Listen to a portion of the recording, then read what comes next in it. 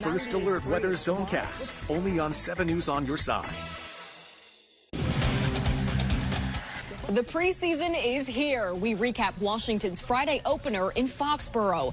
Plus, a former NFL agent weighs in on Terry McLaurin's trade request. And we go one-on-one with veteran running back Austin Eckler. Why he says he's plenty motivated ahead of his 9th NFL season. Sit back and relax. 7 News Sports Sunday starts now. Buckle up, sports fans. This is 7 News Sports Sunday.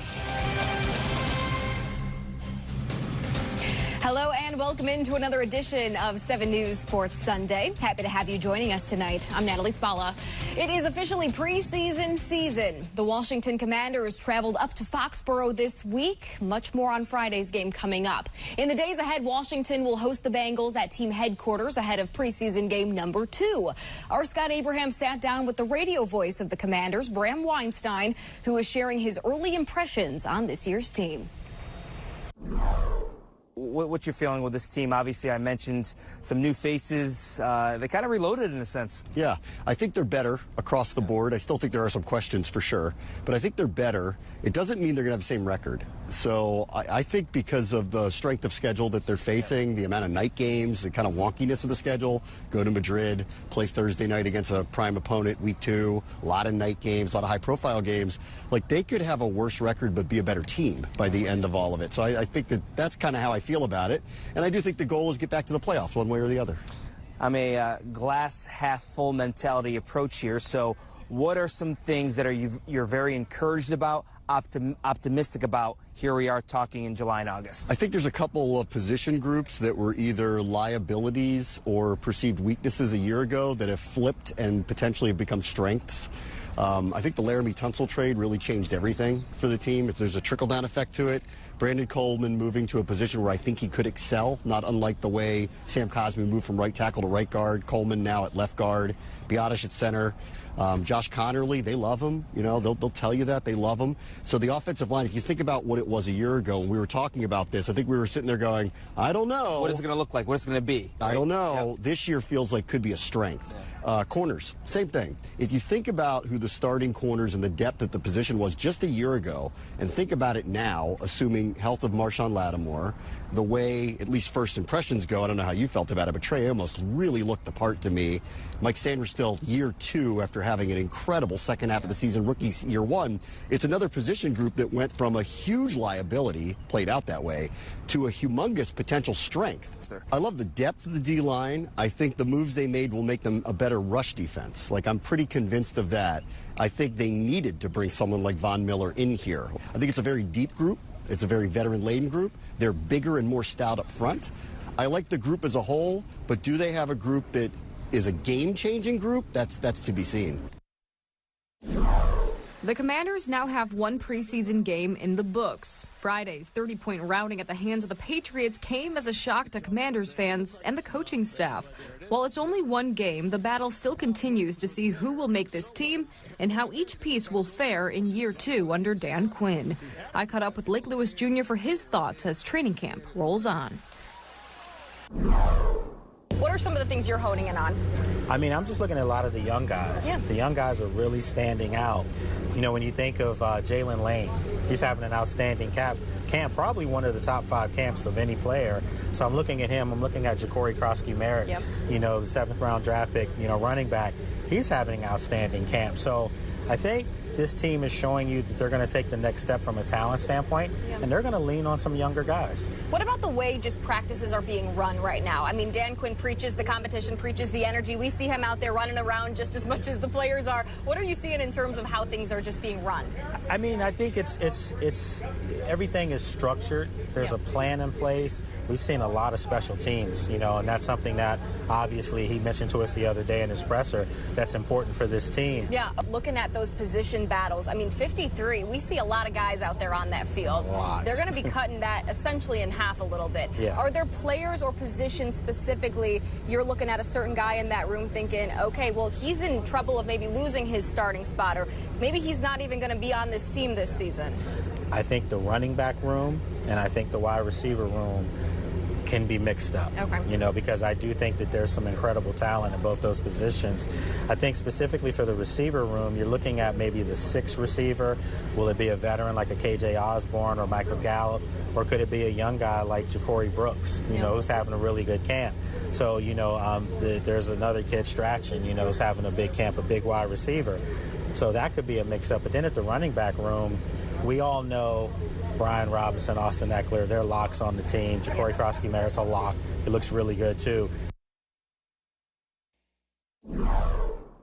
Much more to come here on 7 News Sports Sunday. The Commanders came up just 1 win short of the Super Bowl last season, and to running back Austin Eckler, that's all the motivation the team needs.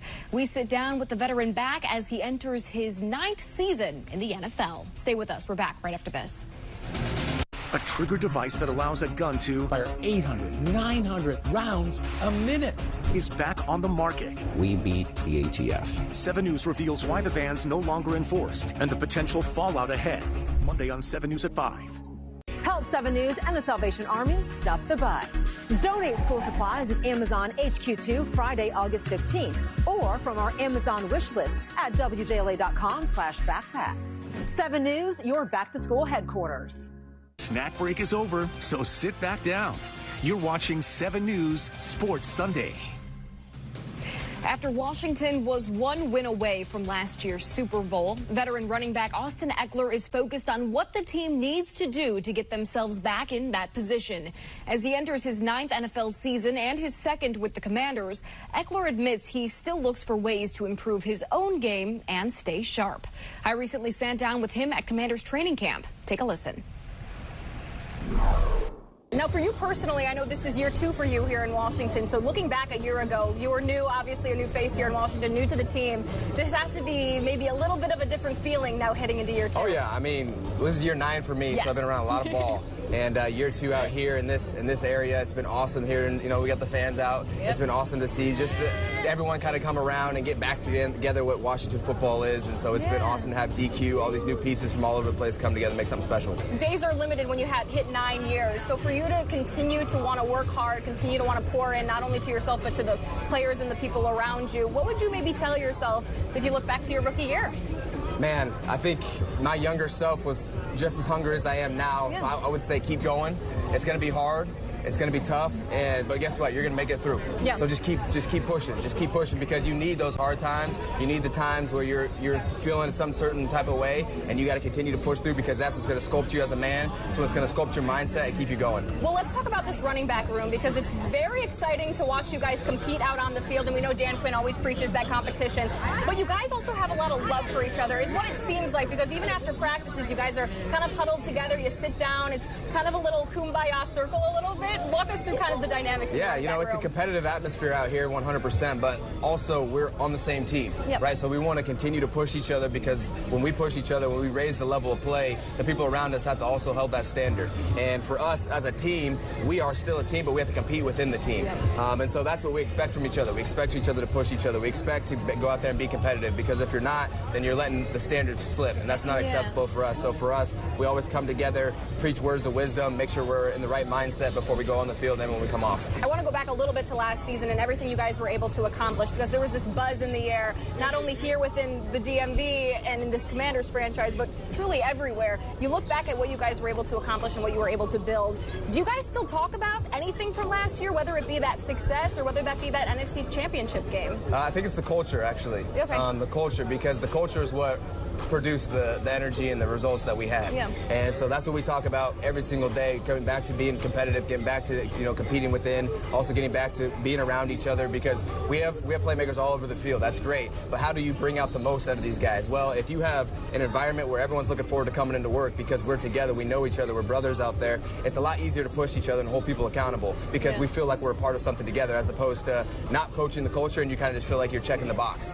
So for us, it's being back to that culture. That's what we want to bring over from last year to this year because you have to reset every single year with that portion. And we can't necessarily control the outcomes, but we control the input. Yeah. And so the input comes down to us being together, being one, making sure we're out here in training camp, put it all out in the field because when it comes Sunday, we're going to put our best forward and it's probably going to lead to some wins. Much more 7 News Sports Sunday ahead. We're continuing to monitor contract extension negotiations between Terry McLaurin and the Commanders after the star wide receiver requested a trade out of Washington. Straight ahead, a former NFL agent weighs in. Stay with us. We'll be right back. This summer, Good Morning Washington is taking you around town, showcasing the best in the DMV. It is a gorgeous day here in Tysons, Virginia. From small businesses and local eats to festivals and family fun. Discover the good in our communities. Weekday mornings at 10 on Good Morning Washington.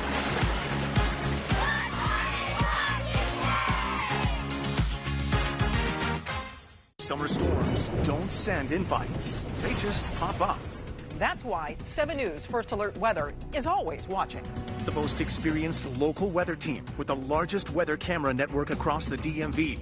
We see storms forming before they hit your backyard. Wind, rain, heat, flash flooding. 7 News alerts you first to every weather change. We've got some wet weather coming our way during the evening. This summer, trust 7 News First Alert Weather. As we inch closer to the start of the NFL regular season, a big question still remains. What is going to happen with wide receiver Terry McLaurin? In this long, drawn-out saga between McLaurin and the Commanders, most recently, we've seen the star wideout request a trade. When asked about the situation, head coach Dan Quinn said the team loves Terry and he loves coaching him. Scott Abraham spoke with former NFL agent Joel Corey about his experience dealing with the business side of the NFL. What is the kind of the price tag? What is the barometer here for Terry McLaurin for this contract extension, you think? I understand why he's asking for DK Metcalf type money. Same draft class. He's slightly more productive. DK's 2 years younger. DK also has something that Terry will never have. 6'4", 230, 235, physical freak of nature. If you ask teams who would you want out of the two, they're going to go DK almost every time. That being said, Courtland Sutton doesn't really work either from this standpoint. Courtland Sutton's 2024 season was an outlier. His last 1,000-yard season was 2019. I think you have to get above T. Higgins. And the reason why I say that is T. Higgins is the highest paid number 2 receiver in the NFL at $28.75 million per year. I have a hard time seeing him taking a deal which doesn't at least top T. Higgins. So what do you think the McLaurin camp is looking at per year for salary? I suspect they're looking at 2 guys in particular in Terry's draft class. A.J. Brown, who's at $32 million a year, and DK Metcalf, who's basically $33 million per year. But I don't think the Commanders are going to want to go there. I think you're right in that if you stick a 3 as the first digit, then you should have something to work with. Then it's how many years are we talking about? So let's take the perspective from the team a little bit. What's their hesitation? Is it because Terry turns 30 next month? Yes. And also my understanding is the new ownership group is a little more data-driven or analytically driven. So they're looking at what happens at a receiver at 31, 32, 33, 34, whereas Terry's going, hey, I had arguably my best season of my career last year. There's no drop-off. So until you start to see me decline, I don't want to hear anything about my age. So I get both sides. Okay, so let's do a little role play here. Let's see, how do you see this ending, my friend? I expect the deal to get done at some point before the first game of the regular season. You really want to get it done probably no later than the second preseason game. Hopefully you get this thing done sooner rather than later. All right, coming up, we go one-on-one with the Commanders rookie. Despite being a new kid on the block, he's already turning heads. Why Ja'Cory Krosky-Merritt could be the missing piece in Washington's run game. That's next. Stay with us.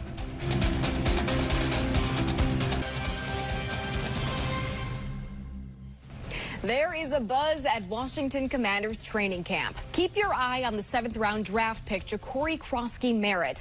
The running back who goes by Bill is starting to gain some attention from the Washington coaching staff and media members alike. He's a guy that pops off the screen with his speed and the aggressive way he runs. Scott Abraham sat down with Crosky-Merritt, who is ready to make an immediate impact. Let's get this out of the way, okay? Ja'Cory Crosky-Merritt, but you go by Bill. You got to give me the backstory. All right, the backstory behind Bill is like me growing up and me just having like a bald head. So, I mean, it's a cartoon called Little Bill, and it just used to call me Little Bill, and it just kind of stuck. Your first NFL training camp, Ja'Cory, what's it been like? It's been good just to be around this many talented athletes and just being able to compete with those guys. It's been like a dream come true. Like, this is all I've been wanting to do since I was a child. So it's just good to be around the best of the best. So, given the fact that you were that zero-star guy coming out of high school, explain that chip on your shoulder. Give me that motivation. That motivation comes from me just knowing what I have in myself. Just knowing that I was good enough to be with those guys, but I never just like looked at anyone else's race. I just kind of ran my own race, and I mean, just stayed down and kept working, and this what happened. And you have some really good running backs to learn from. Those veteran type players, how are you almost being like a sponge in the early going at training camp? Just seeing how those guys go about things, how they study film, how they pay attention to the small details for them to just be in the league that long. I mean, you gotta be a great athlete and do the right stuff. And I'm just learning new things from them every day. And they also give me game too of like what I could do better and stuff like that. So I mean, it's just good being around them. So, for viewers that maybe have not seen your tape or have seen you on the practice field, what are your strengths? And I mentioned a little bit of Alvin Kamara. What do you think you bring to a Washington backfield?